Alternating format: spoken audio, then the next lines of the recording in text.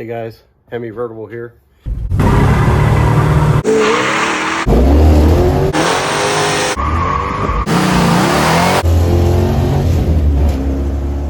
Alright guys, so I'm working on my 69 Charger front end sway bar here. Basically, the old frames on these things were beat to death, and I bought a couple of these straps. Now, actually, I bent these some. They were just originally just straight out, like a V shape. These aftermarket straps that you buy to repair your bracket for your mounting bracket for your sway bar. All right, so this is pretty much how banged up that old one was.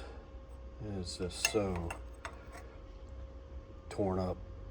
And I tried everything to try to straighten it out while it was on the bar here. But this metal is really thick and strong since it has that bend in the middle. It is almost impossible to try to move around or do anything with. I suppose I could have tried to heat it up or something like that, but either way, it still would have came out ugly no matter what I did. This whole thing was together, and I cut the old brackets off right down at the bottom of this plate. You can see the existing plate. We just whacked those brackets off the bottom there. And what we had done was, after we cut them off, cleaned them up or whatever, ground off all the old welds, we basically set that down. We set that on top of it, rubber bushing there, and then we set it on top of there. And what I did is I put it in a vise, and I just had to kind of form it so that it would line up on both sides and sit in there. Now, what we did to get this one in there nice and snug before we welded it, we went ahead and just got a pair of big open set of welding vice grips. And we squeezed this down and compressed this together so that this bushing was in there like really super tight. And we took it over and we tack welded it on the back here without the or with the bushing in it. And then we went ahead, and after we figured out that it was going to work on there and fit pretty good, we went ahead and just welded it the rest of the way in place. Now, while we were doing it, we hit it with some water to try to keep it halfway cool so that we're not burning those bushings up. And that thing ended up in there really nice and tight. So what I'm going to do now is I'll go ahead and cut these or trim these off so that they're not sticking down too far and hitting the frame. But it should turn out pretty nice. We go to put this one together. Go ahead and video compressing that one together and welding it straight up and down.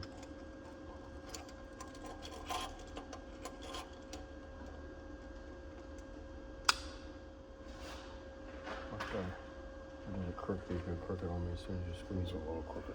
Oh no, that looks good. Straight up and down. I'm gonna bend these brackets a little bit and then I'll straighten it out. Yeah, that's good. Alright, so you want to leave it like that's this? Better, yep. Let's tack that.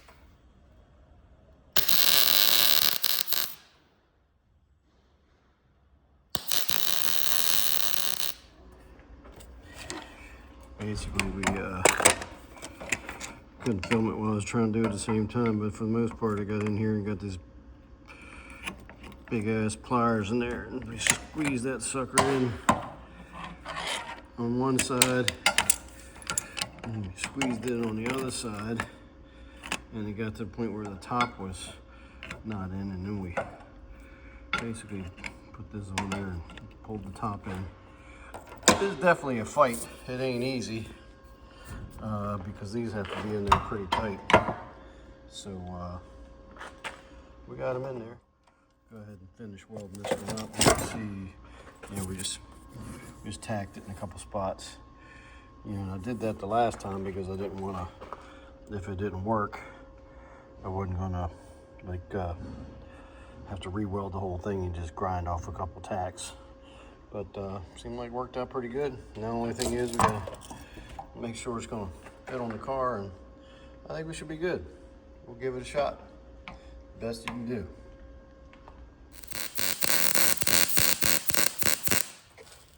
Swear ball.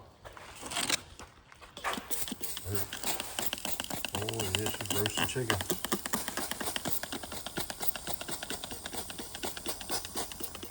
Going for the other side. A little wet.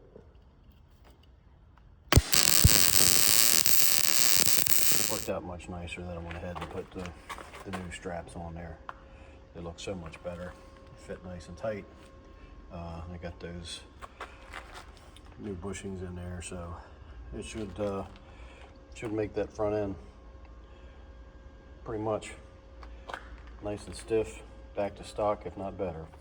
So we'll see, but that had to go. There's no way I was putting that back on the car. It was just so bad.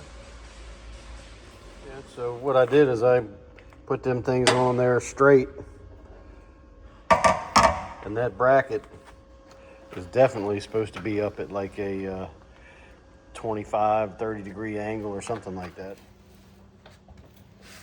All right, guys, here we go. After the first epic fail of new brackets, putting them on straight, I now have them at a nice strong angle, and we'll see what happens when we try to get this baby up in there.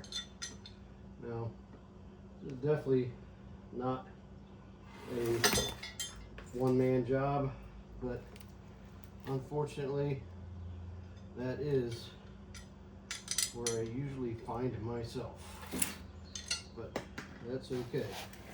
I got legs, arms, jacks, you name it. Just got to be multi-talented. Get a bolt in one hand, thumb on the bolt, lock washer, just get it started. Get it a little bit halfway down snug so it doesn't flex so much. We'll try to keep that from falling too far, because I really don't want to bend my newly, freshly welded bracket. All right. We'll see what happens. Here we go. That side went right in, of course. That'll be no problem. Here comes this side. This is not easy to do, I tell you. You've got to be a better way. I guess if you just take the old one off and put the old one back on, there's really not much to it. But if you're redoing your bushings, you know, even if you keep the old brackets and everything, you still gotta play a little bit of fighting to get them lined back up with the daggone bushing on there, because it's definitely got to be tight. It's like that pretty short bolts. Probably would have been a little easier to get that one on there if I had a little bit more length. Sweet. Oh, there we go. I got even another notch up. All right, so man, it's looking, at least on this side, looking pretty close. Let me get a couple more bolts and we'll see if we can get the other ones in. So this one looked like it was going to line up pretty easy, so I'm taking the easy one first. Here we go again. This one doesn't even want to go through that hole, which I thought was odd, but let's not try that one first. Let's try this out first then. Well, there's half the problem. I put this one, I started this one in the bottom bolt, so there you have it. A little bare hole up top here. This actually should have went in, and that would probably explain why I'm at the wrong angle. But, ow. But she just go right in there, and now that actually corrected my angle on the side, so that's actually Blessing in disguise. Washer one. Of course, you got the radiator right there in my way, but getting my fingers up, right up through there, underneath this radiator. That strut rod bolt was pretty tough there too. The radiator sitting there in the way. Now, dropped all my nuts and bolts. Let's see if we can try to find this in the lock washer, but let's put this up here temporarily. Let's come back a little bit with the lock washer on. See if I can. Oh yeah, well there it is. What do you know? Match the carpet or the cardboard. All right, got that one in. So now we got nice. Man, that is just so awesome that lined up now. It was so far off the last time. Was absolutely hopeless trying to get anything in there. Now this one, that bolt had to fall out of there completely. It's gonna go if I can get the bolt started through there. So let's see if I can find the daggone thing. Because that hole was just, for some reason, somehow got shortened up. Come up a little bit there.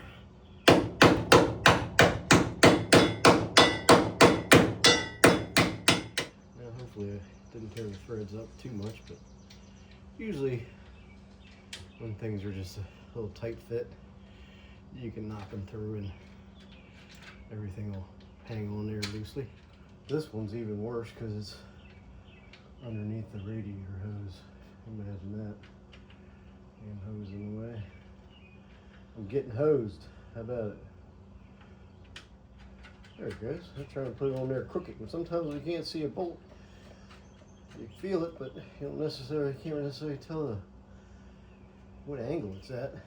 When you're sitting there trying to put it on, it won't go on. It's like 15 degrees pointing the other way.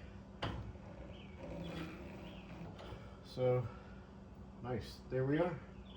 But I'll go ahead and tighten these babies up first, and then we'll get those on next, right? You know me, Milwaukee changed my life. How about it? There we go. Got the old radiator drain hose is in the way. Imagine that.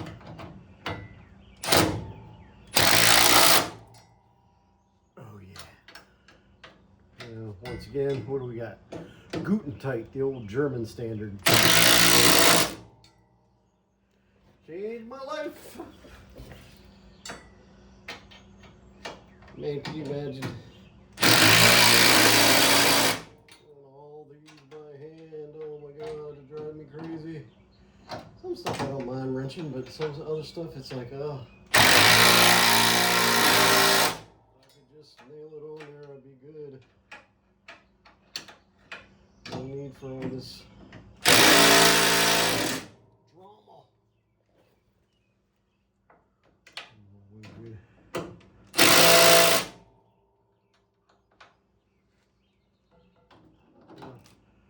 I wouldn't recommend putting the big gun on it. This little one does a great job.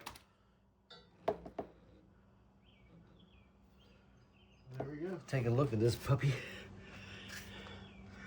And there you go.